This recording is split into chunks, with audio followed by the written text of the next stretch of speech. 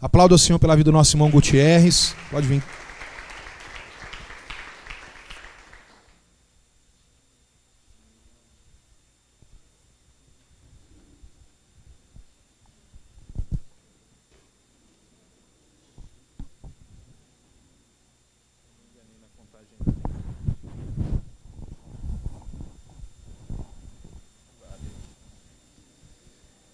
A paz do Senhor novamente, irmãos.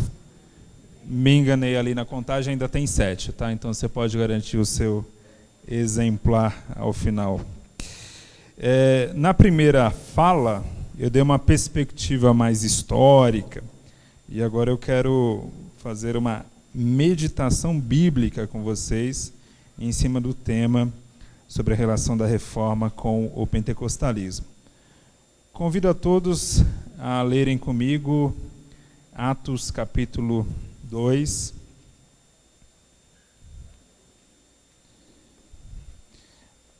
Aqui tem alguma versão oficial?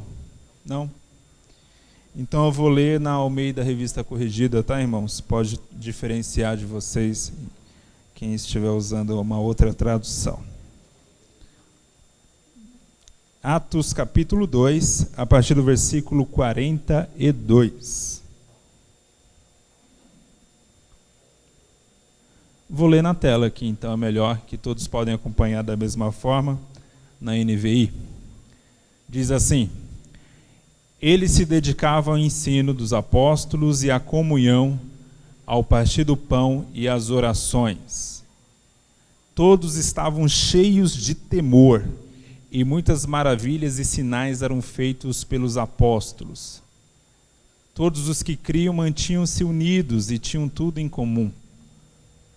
Vendendo suas propriedades e bens, distribuíam a cada um conforme a sua necessidade. Todos os dias continuavam a reunir-se no pátio do templo, partiam o pão em suas casas e juntos participavam das refeições com alegria e sinceridade de coração, louvando a Deus e tendo a simpatia de todo o povo, e o Senhor lhes acrescentava todos os dias os que iam sendo salvos. Amém. Até aí, versículo 47. Peço só ao irmão que volte ali no versículo 42, por favor. Quando a gente fala dessa relação da reforma com o pentecostalismo, nós estamos falando aí de alguns princípios cristãos que precisam ser mantidos. E nós temos muito a aprender com cada tradição cristã. Eu mencionei aqui na primeira fala o metodismo, o movimento da santidade, o pietismo, o próprio luteranismo, né? Todos esses movimentos, eles enfatizaram alguma verdade bíblica que precisa ser resgatada por nós hoje. Quando os pietistas falavam da importância da santidade, nós devemos valorizar isso, porque, de fato, a santidade é um ponto importante. Talvez não no exagero que muitos pietistas levaram, mas a ênfase que a Bíblia dá a esse tema é uma ênfase importante. A ênfase luterana na justificação pela fé, que a salvação vem pela fé, vem pela graça, não vem pelas obras humanas, é também uma ênfase importante. A ênfase metodista nas missões, na evangelização, no ganho de várias pessoas por meio de uma evangelização de massas, também é uma ênfase importante. E tudo isso deve estar hoje no pentecostalismo de hoje, no movimento carismático de hoje. E todos esses princípios eu vejo ali naquela igreja que é a primeira igreja carismática da história, a primeira igreja pentecostal da história, que é a igreja primitiva. Pentecostal por quê? Porque foi a primeira igreja a experimentar o Pentecostes em Atos capítulo 2. E é interessante na narrativa de Lucas que ele traça um perfil dessa igreja. Ele traça aqui um raio-x dessa igreja que com certeza ele tinha ali o intuito de nos levar a ter isso aqui como um padrão, como um modelo. E eu vejo o texto de Atos capítulo 2, 42 a 47, como um verdadeiro modelo de uma igreja hoje pentecostal sadia, de uma igreja pentecostal verdadeiramente reformada, verdadeiramente, essencialmente comprometida com as Escrituras, que é o principal ponto também que vem da reforma. Olha o que diz a Bíblia. Eles se dedicavam ao ensino dos apóstolos. Em outras traduções diz, eles se dedicavam à doutrina dos apóstolos. Um ponto essencial que a reforma nos chamou a atenção é a importância da igreja ter essa visão forte das Escrituras, uma visão doutrinária muito sólida. Então, parabéns aqui pela igreja por estar trabalhando esse tema nesta semana, porque nós precisamos de solidez doutrinária. A necessidade de solidez doutrinária não é uma necessidade apenas do corpo pastoral da igreja, é uma necessidade de toda a igreja. E nós vivemos tempos difíceis. Paradoxalmente, nós vivemos um tempo com acesso a muita informação, mas um tempo também de muita ignorância. Um tempo onde pouco se conhece a respeito das Escrituras. E essa necessidade precisa mudar urgentemente. Nós precisamos, independente se eu tenho ou não cargo na igreja, independente se eu tenho ou não uma função ministerial, eu preciso ter intimidade com a Bíblia. Eu preciso ter intimidade com o ensino dos apóstolos. E essa intimidade só se dá mesmo por meio da leitura, por meio do estudo, por meio da meditação na palavra do Senhor.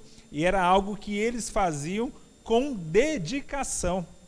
Não era algo relaxado, não era algo feito de qualquer forma, era algo feito com dedicação. Isso aqui, quando a gente vê a situação, por exemplo, hoje, você pode baixar um aplicativo no seu celular, como o aplicativo que tem de Bíblia, e que tem 10 versões da Bíblia, de graça. Um aplicativo bonito, limpo, sem propaganda. Você baixa e tem 10 versões.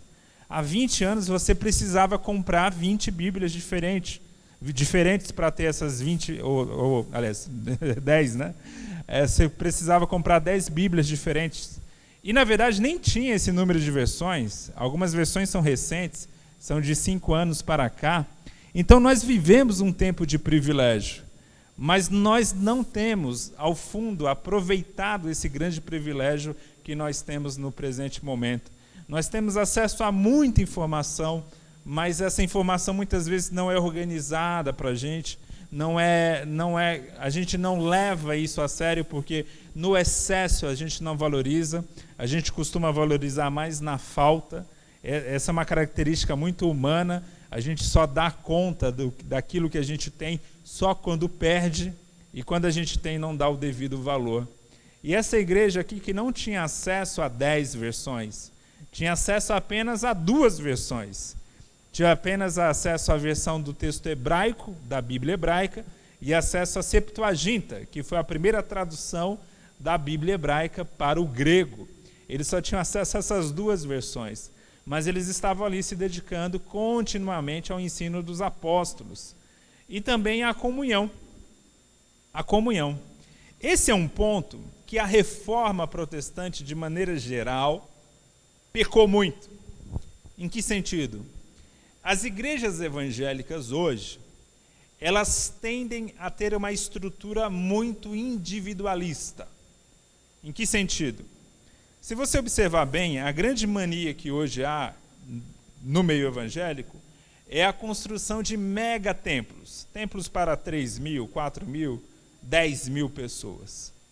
Quando você vai num templo de 10.000 pessoas, é quase impossível você desenvolver... pregador quando se empolga. Né? É quase impossível você desenvolver uma comunhão com quem está ali ao seu lado, porque você sequer conhece a pessoa que está ao seu lado. E aí, um ponto interessante quando a gente pensa no início do pentecostalismo, é que o pentecostalismo ele nasceu num modelo muito congregacional. Qual era o modelo pentecostal do início? Você montava uma congregação, aquela congregação começava a crescer. Quando aquela congregação tinha mais de 100, 150 pessoas, se criava uma nova congregação. E assim foi crescendo no modelo de pequenas congregações. E a grande vantagem desse modelo, pessoal, é que é possível você manter comunhão. Quando você está numa igreja de 100, 150 pessoas, é possível conhecer o nome de quase todo mundo. É possível saber onde as pessoas trabalham. É possível saber quem são seus parentes. É possível saber se a pessoa teve o pai que faleceu. É possível saber essas coisas. Agora, quando eu estou numa igreja de 10 mil pessoas, né, o pastor nunca vai saber o meu nome. Então, esse tipo de comunhão à mesa, no partir do pão, é um ponto que nós evangélicos precisamos resgatar. Eu não estou falando que o modelo de mega igrejas seja totalmente condenável. É claro que ela também pode adotar um modelo de pequenos grupos, né? Pode se adaptar. Ela é grande, mas ela tem vários pequenos grupos. Uma igreja pode fazer isso. Mas a igreja precisa desse momento de comunhão. Nós precisamos disso, nós necessitamos disso. Nós somos o povo de Deus. Deus não nos chamou para ter uma visão apenas individualista da fé.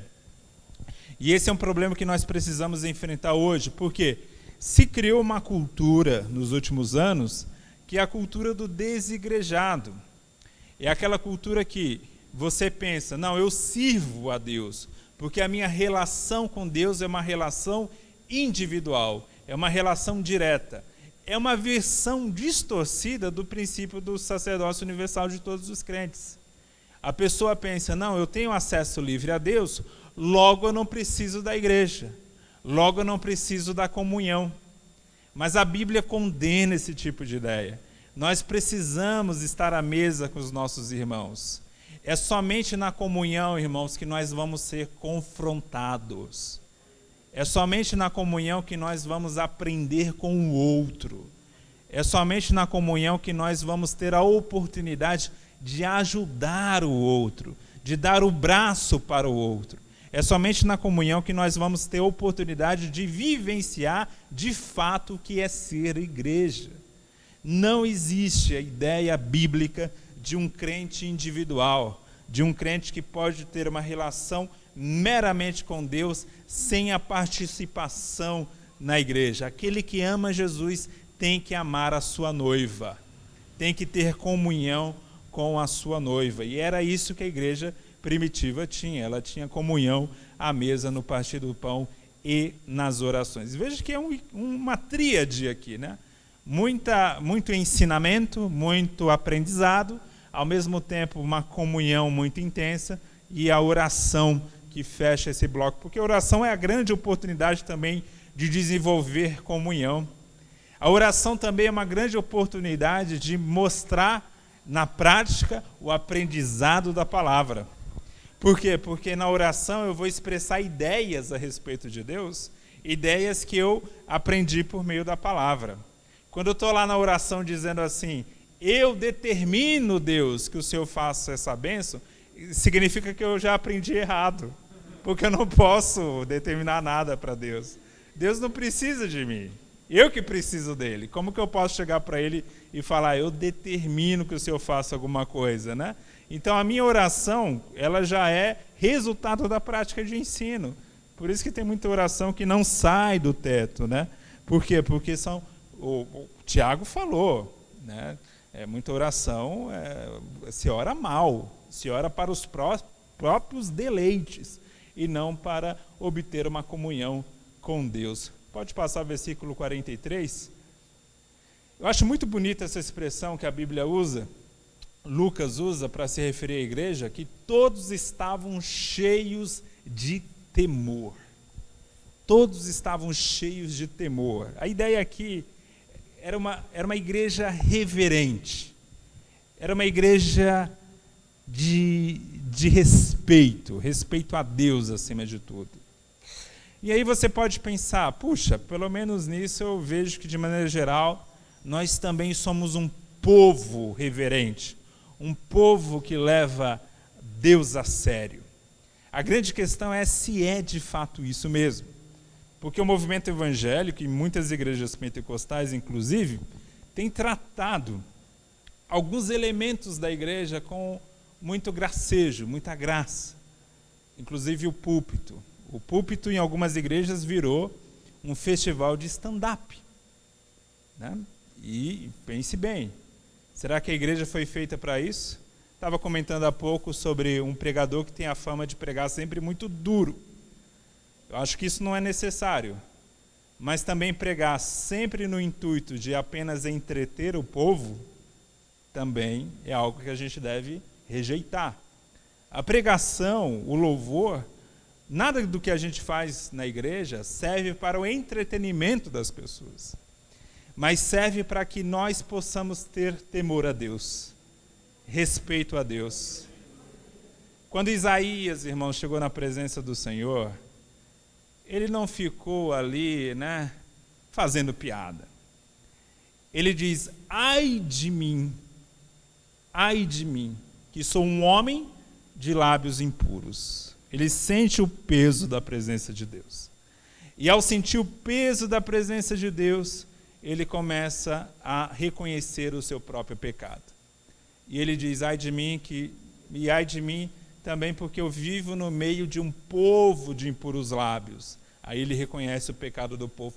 Mas veja a ordem: primeiro ele reconhece o próprio pecado, depois ele reconhece o pecado do povo, porque a gente gosta de inverter essa ordem, Primeiro a gente reconhece o pecado de todo mundo, para depois chegar à conclusão que não é que eu também peco, Não é que o sumo santo aqui também peca. Não, Isaías, naquele momento de encontro com Deus, ele também ficou cheio de temor. E essa era uma igreja, veja que eram todos, irmãos, todos estavam cheios de temor. E como resultado disso, muitas maravilhas e sinais eram feitos pelos apóstolos. Veja a diferença nas palavras: maravilhas e sinais. Maravilhas no sentido de milagres, mas sinais tinham o sentido de um milagre que apontava para a testificação da pregação apostólica. Isso é muito lindo de ver, esse resultado de que havia. Era uma igreja carismática em tudo, mas não era só carismática nos sinais, era carismática porque antes desses sinais e maravilhas, havia um temor muito grande por Deus. Versículo 44. Todos os que criam mantinham-se unidos. Veja a ênfase de Lucas na comunhão. Todos os que criam mantinham-se unidos e tinham tudo em comum. Essa igreja era tão unida, mas tão unida, que ajudava os mais necessitados, ajudavam aqueles que estavam perecendo.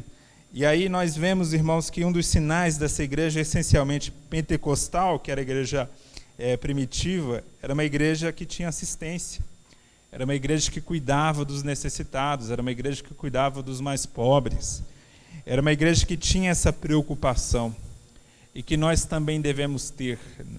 A gente está vivendo um tempo muito difícil no mundo todo, não só no Brasil, tempo de pandemia, muita gente desempregada, e a igreja deve ser essa família que ajuda, essa família que dá suporte, essa família que um ao outro está preocupado com o bem-estar do seu irmão.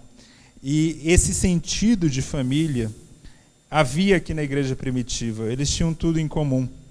E diz o versículo 45 que eles chegavam a vender as suas propriedades e bens, distribuíam a cada um conforme a sua necessidade. Chegar a desfazer de um bem não é fácil.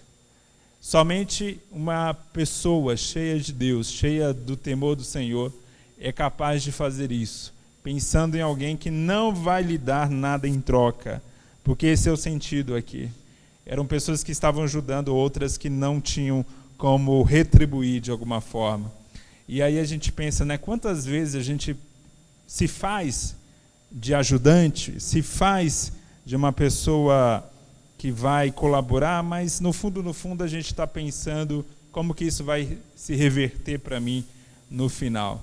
Nem que seja uma postagem no Instagram, Ali, tipo, tô doando aqui a cesta, ó como que eu sou bom. E aí, irmãos, entramos naquilo que Jesus tanto condena, que é o farisaísmo, que é essa necessidade de mostrar aquilo que nós estamos fazendo, E a Bíblia, eu acho muito bonito Jesus, assim, de maneira geral, como ele agia no ministério, é claro, com a sua glória, Mas muitas vezes Jesus operou milagres e ele disse o seguinte: você está curado, vá para sua casa, mas não conte nada para ninguém. Não conte nada para ninguém. Aí a pessoa, a primeira coisa que ela fazia era contar para todo mundo. Não aguentava, né? Aí eu fico comparando isso, Jesus, o modo dele agir, com muitos pregadores do nosso meio hoje. Que pode, se tem uma pessoa chorando no culto, como resultado daquela pregação, e ela relata uma cura divina, ele já põe aquilo no YouTube. Olha o resultado do meu ministério. Olha como no meu ministério pessoas são curadas. Olha como no meu ministério isso acontece. Olha como na minha igreja, né? Onde que você foi curado? Foi na igreja do fulano de tal, do apóstolo fulano de tal, né? E sempre aquela exaltação, aquela necessidade de vender a marca do ministério da igreja. E isso é tão diferente de Jesus. Jesus, ele não foi uma vez só, muitas vezes ele disse: vai, não conta para ninguém, só vai lá para a sua família. E a pessoa contava. A Bíblia diz nos evangelhos que a fama seguia Jesus. E diz isso mais de uma vez. Eu não vejo nenhum texto dizendo Jesus seguia a fama. Jesus estava fascinado com a fama.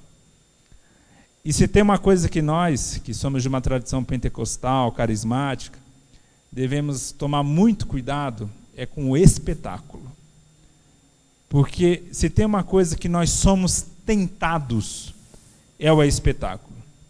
Porque nós cremos em dons espetaculares, como a profecia, como falar em línguas, que são dons maravilhosos, mas ao mesmo tempo eles chamam a atenção. E ao chamar a atenção, nós corremos o risco de querer que aquela atenção seja direcionada para nós. Então tem muito isso, irmãos. A gente vive, infelizmente, de maneira geral, eu falo da Igreja Evangélica Brasileira, um ambiente de extrema vaidade, um ambiente de extremo estrelismo. Eu fui certa vez pregar em, eu não vou dizer a cidade, pode estar alguém gravando, né? Mas eu fui pregar numa cidade aí que tem muito pequi, né? Então vocês já devem saber onde é. Aí eu fui pregar numa igreja e o rapaz que foi me buscar de carro e tal, ele falou: olha, ele falou, né, eu queria te dar os parabéns porque você não me deu trabalho. Eu, trabalho do quê? Né? Não, é porque eu fui buscar ontem a cantora que veio, porque você pregou e tinha cantora, não tinha cantora? Tinha. Então a cantora exigiu uma ficha completa minha, que ia pegar ela no aeroporto, exigiu que antes de ir para o hotel ela tinha que almoçar comida X, e que o hotel tinha que ser assim assado, e que ela tinha que ter uma assessora, e tinha que ter um cabeleireiro também, né? Então assim, só faltou as toalhas brancas, a maçã verde, né? E aquela coisa toda. Aí o cara estava aliviado, né? Porque eu não exigi nada. Aí eu podia ter exigido alguma coisa dele, mas ele ficou muito aliviado. Mas, irmãos, por quê? Porque a menina se acha uma estrela. Nunca tinha ouvido falar, mas depois vi que ela tem 1 milhão de seguidores no Instagram. Né? Mas nunca tinha ouvido falar. Mas beleza. Mas sobe para a cabeça. Isso tem muito, muito, muito no nosso meio, pessoal. Gente que é inacessível. Gente assim que é mais fácil você falar com o presidente da República do que com essa pessoa. Então, vamos tomar muito cuidado com isso, porque a nossa vida ministerial pode ter muitos frutos e pode ser uma vida muito rica, de muitos sinais, e chegar no dia do juízo de Jesus falar: eu nunca vos conheci. Porque Jesus vai dizer isso, não no sentido que Jesus não conhecia, no sentido de informação. O sentido ali é o conhecer no hebraico, que é: eu nunca tive um relacionamento com você. É nesse sentido. Né? Ou seja, eu te conheci muito, né? A sua fama, tudo que você fazia, mas eu nunca tive um relacionamento com você. Então, isso é triste. Passando aqui ao versículo 46, todos os dias, continuavam a reunir-se no pátio do templo, partiam o pão em suas casas e juntos participavam das refeições com alegria e sinceridade de coração. Veja, irmãos, que mais uma vez a ênfase na comunhão, mais uma vez a ênfase no partir do pão, porque a ceia era algo também extremamente valorizado nessa igreja primitiva. Por quê? Porque a ceia é símbolo da comunhão e é símbolo também do amor maior de Deus por nós, por morrer por nós. E eles participavam juntos. E diz o texto que havia dois sentimentos: havia alegria e havia sinceridade de coração. Isso é bonito de ver.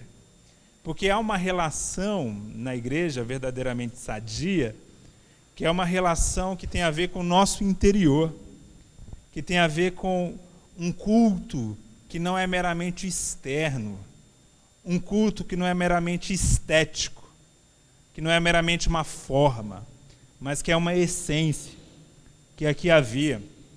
E Deus condena muito culto que tem muita forma e nada de essência.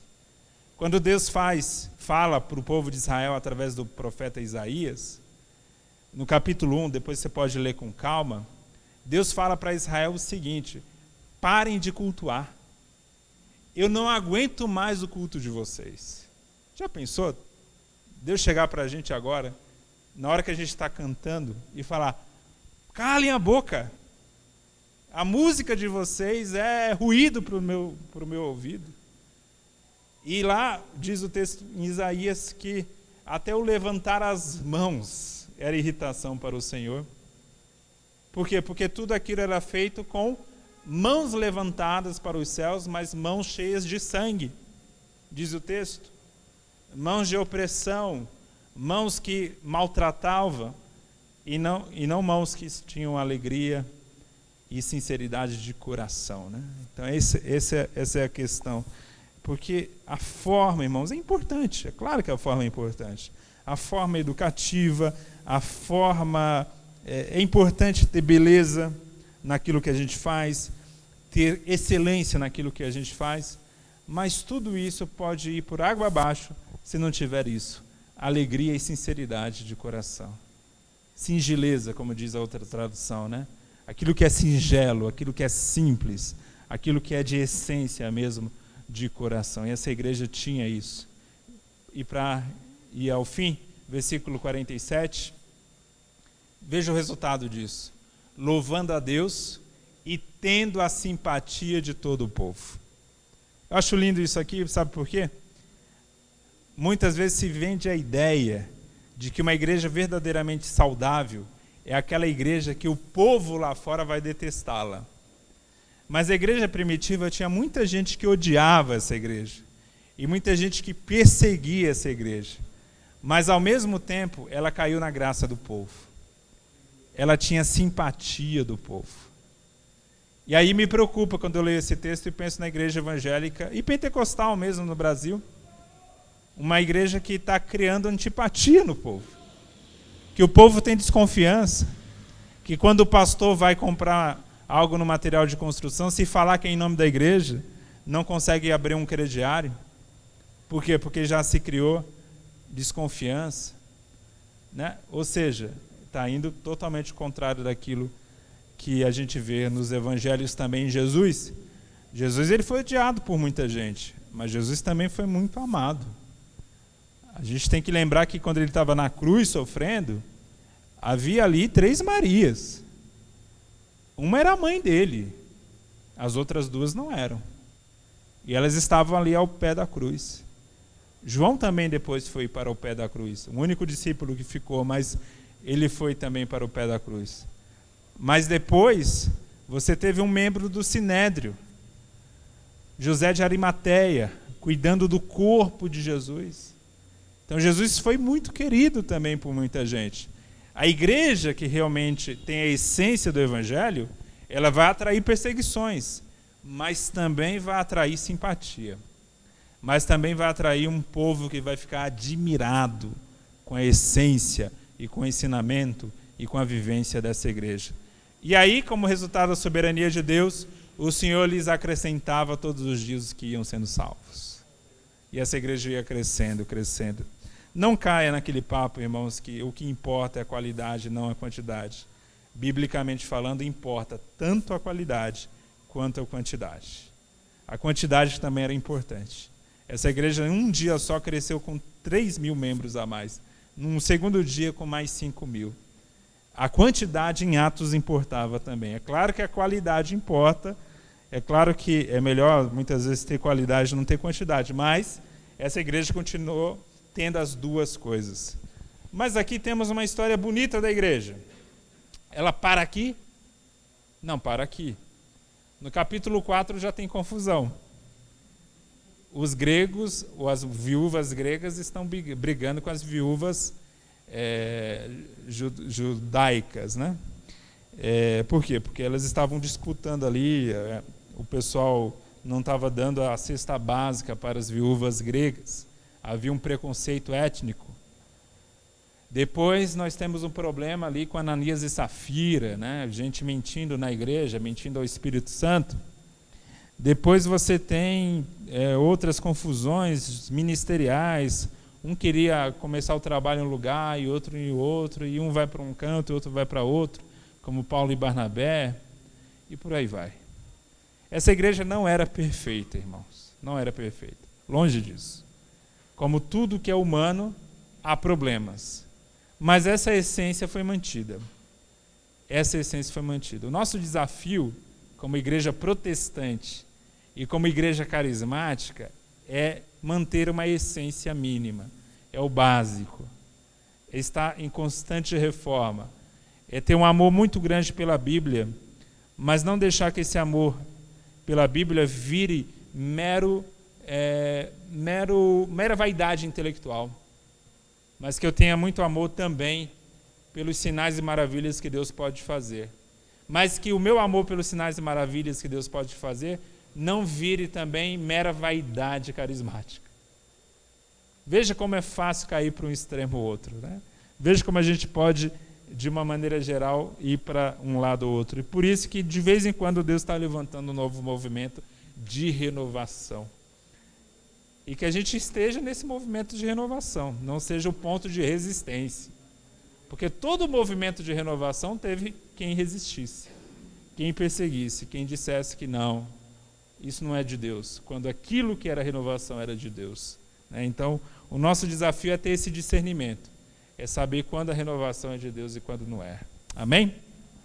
Aqui foi mais uma palavra quase pastoral, mas que é um complemento, não deixa de ser um complemento da minha primeira fala, realmente, da gente entender essa necessidade da igreja ser, ao mesmo tempo, reformada e carismática.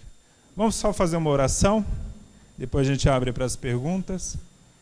Senhor nosso Deus, eu peço a Ti, Pai, nesse momento, junto com a Tua igreja, em comunhão aqui com a Tua igreja, que cada princípio que aqui nós vimos, que a igreja primitiva seguia, o amor pela palavra, a essência da comunhão, uma igreja, Senhor, que tinha oração em alta conta, uma igreja, Senhor, que ajudava os necessitados, uma igreja que tinha sinais e maravilhas, uma igreja que caía na graça do povo. Senhor, que todos esses sinais, que toda essa essência, que toda essa sinceridade de coração, como havia na igreja primitiva, esteja também no nosso meio, que nós possamos manifestar, Senhor, isso por meio das nossas vidas, que possamos, Senhor, exaltar o Teu nome por meio da comunidade, por meio desta comunidade, por meio da minha comunidade, por meio das nossas igrejas aqui no Brasil. Aviva-nos, Senhor, nos reforme, Senhor,